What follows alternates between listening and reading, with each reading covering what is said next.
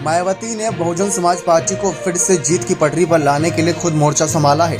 जी हां, 5 राज्यों के विधानसभा चुनाव से इसकी शुरुआत करी है, जहां कुछ राज्यों में मायावती की ताबड़तोड़ रैलियां होंगी और वहां कांग्रेस बीजेपी इनके निशाने पर होगी, क्योंकि कांग्रेस बीजेपी ने देश में कई बार सरकार चलाई, लेकिन देश में आज भी गरीबी, पिछड़ा वर्ग और तमाम दलों को उनका हक नहीं मिला है। तो ऐसे में मायावती उनको उनका हक दिलाने के लिए सबके साथ खड़ी नजर आएंगी।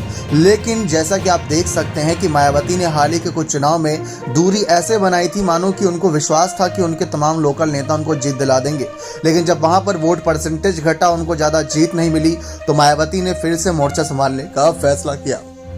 खबरें इस बात की ओर इशारा कर रही थी कि मायावती अपने भतीजा आकाश आनंद के सहारे ही हैं इस बार चुनाव में। वे उनको देखना चाहती हैं कि आकाश आनंद कितना ज़्यादा अपने आप को आगे रखकर इस चुनाव में जीत हार का एक बड़ा पहलू सबके सामने ला पाएंगे। लेकिन आकाश आनंद भी कहीं ना कहीं फीके पड़ते नजर आए जनता के बीच। तो मायावती ने एक बार फिर से मोर्चा संभालने की ठान ली है और पीएम मोदी, सोनिया गांधी, राहुल गांधी के बीच जाकर मायावती इन सबको झुठलाकर अपनी पार्टी का वोट बैंक बढ़ाना चाहती हैं। तो मायावती का ये रणनीति बहुत ज़्यादा असरदार साबित हो सकता है, क्योंकि मायावती के चेहरे पर जनता भरोसा करती है।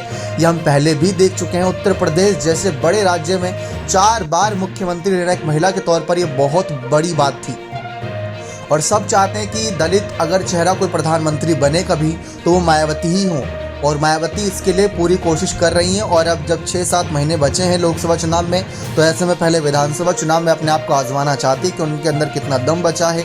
करीब 20 रैलियां रखी गई हैं और स्टार प्रचारकों की लिस्ट में, हर लिस्ट में उनका नाम सबसे ऊपर नजर आ रहा है। तो इस बात की ओर इशारा है कि मायावती को पता चल चुका है कि उनकी पार्टी में उनके तमाम नेता तो हैं, लेकिन मायावती एक ऐसा चेहरा है जिसके नाम पर पार्टी अभी कहीं ना कहीं जनाधार बटोरती है, उनके नाम से भीड़ जुटती है, इस बात में कोई दोहराए नहीं।